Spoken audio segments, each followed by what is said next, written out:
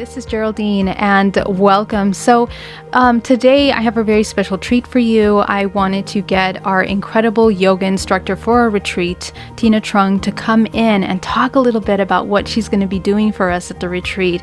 And Mhm. Tina is amazing, and I've worked with her personally, and I know that she does an incredible job with the yoga. And she has a very unique connection to yin and connectivity and communication with the self, and she's very deeply integrated in those parts, and that's what I love about her and her work. So I'm really excited to bring her on and make her a part of this incredible retreat.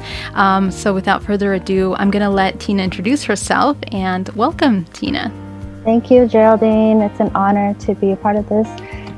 Just to cover up a few things, my name is Tina. I'm currently living in Bali right now.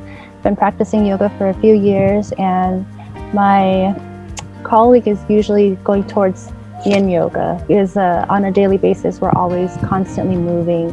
We're always on the go. We're very fast moving, and we need to kind of slow it down and kind of learn to just sit still.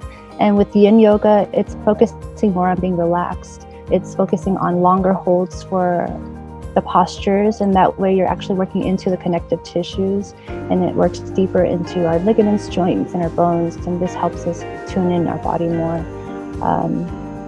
I incorporate this in daily every morning, and it really helps kind of connect the mind, body, and spirit. That's what yoga is about, pretty much. And with the yin, it's the softer side. It's more feminine, more calming and restorative. And so with this retreat, we're going to be doing the morning sessions, about 50 to 60 minutes long of yin yoga.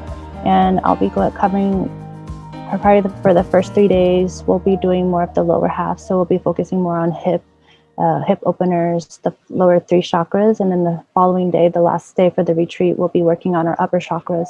So we'll be doing a lot more chest and heart openers. And yeah, I'm excited to share that with you guys. This will definitely help increase with your flexibility. On top of that, if we're consistent with it, it also boosts your circulation with the breathing. We're going to be incorporating breath work as well, and also reducing some stress levels. So that's going to be really nice to help with the integration of this retreat as well.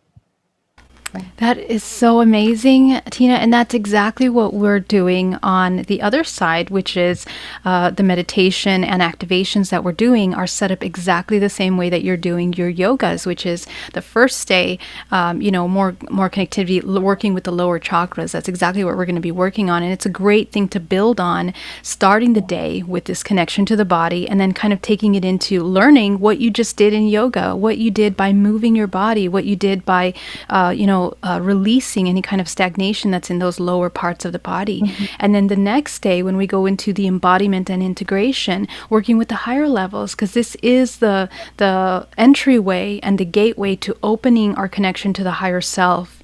And so it is so amazing that you're doing that. And just as a question, what do you think is the connection or the benefit of doing yoga when it comes to healing, doing any kind of healing work? Yeah. So when we're doing healing on any level, whether it might be like past trauma healing to physical healing, any type of healing, I truly believe that yoga aligns that. So when we are in anxious or depression, when we're constantly in our heads, we kind of forget to be in our bodies. So by integrating and bringing alignment from our minds back into our bodies, that reminds us that we have a body.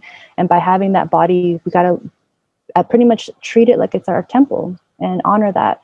So I really, truly believe that it has definitely healed and changed a lot of lives, including a lot of my clients and myself. And without the yoga and the breath every day, it just feels like it's kind of like something's off and it's missing. So I find it truly, like, for some people that do work out, that's already very, like, it depends, like if you're running, if you're working out, if you're doing aggressive, more of a yang workout, it's also nice to incorporate the yin and stretching, and having, like, stagnant stiffness in the body is also holding energy in certain areas, and it's nice to release that. So yoga, stretching, or just kind of surrendering to the postures is very important.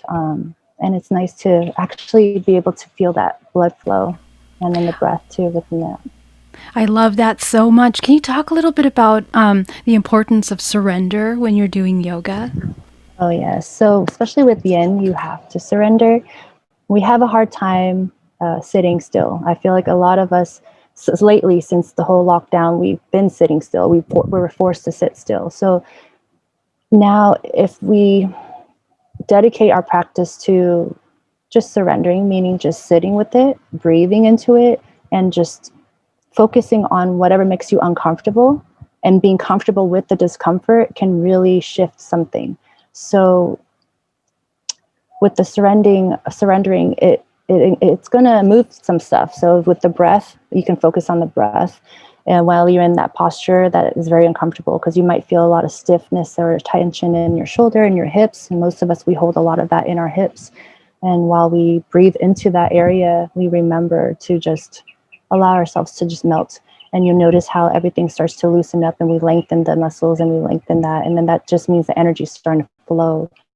So when you actually are able to feel less tension and you're a lot loose, then everything kind of just flows better. So it's a practice. Surrendering is not so easy, but I believe with the breath and with the right guidance and with the support, it's very it could be wonderful for all of us. I love what you said about that. Absolutely, I agree. And how is yoga a spiritual practice, or is it? Do you consider it a spiritual practice? And if so, how? Can you? Mhm. I believe it has.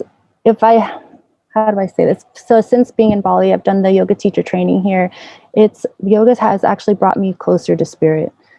I feel as if I'm more zen and more centered when I practice. And if I don't, then I'm kind of very wandered off in different, like 3D, very 3D. So it brings me back because we use mantra, we chant, we focus on the chakras, we focus on the breath, we focus on tuning in and going within versus, you know, we tend to, when we hold these postures for long, our mind starts to wander. But then we hear our teachers or and we hear our breath, so it reminds us to go back to that present moment. So that's what it is. Yoga brings you back to present moment. And with the practice, I think that it definitely can shift a lot of things in our lives. And that's why it's called a practice, because you got to keep doing it. That way you can maintain and feel more grounded and connected to spirit. And so, yeah, that's I try every day. I love that. Thank you so much. And I love your, how you integrate the spiritual into the yoga work because it really is both physical, spiritual. It really affects all parts. And Yes.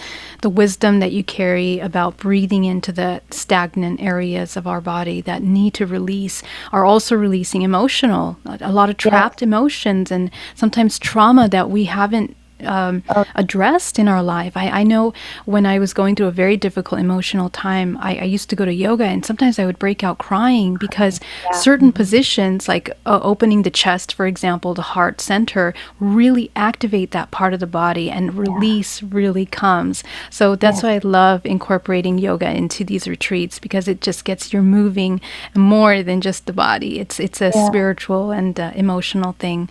What do they need to prepare or have ready for your classes? I would recommend bringing something comfortable. Like, we're going to have a yoga mat. Bring a yoga mat for sure. We'll probably have if you have any bolsters, blocks. But I'm going to make it where you don't need those things. You might just get like a towel or a blanket rolled up or a pillow just for your comfort. And a journal, pen and paper would be good. Writing your intention before we practice would be a nice way to start the practice as well. And I do want to touch back with what you just said is like the emotional stuff might come up because that's exactly like when you start to surrender to those postures with the heart openers and the hip openers, a lot of things can come up like from the past or things that happened recently. And don't hold back. You're in your own space now, and we're holding that for you. So feel free to just surrender and cry. So have some tissue if you need it. Have some water if you just to help in that area as well. Again, you can have some tea and have some tea nearby. But other than that, just bring yourself and bring an intention. I think that's pretty much what you'll need. Beautiful. I love that. Yeah. Thank you so much. Wonderful. Well, we will see you at the retreat. The retreat is February 19th to the 21st, and you can register on my website. I'm going to have all Tina's juicy information in her bio and where you can find her. All of that is on my website, and I'm sure she'll share on her network as well. So I look forward to connecting with you, and I'll see you soon, Tina. Thank you so much. Thank you, everyone, for being here.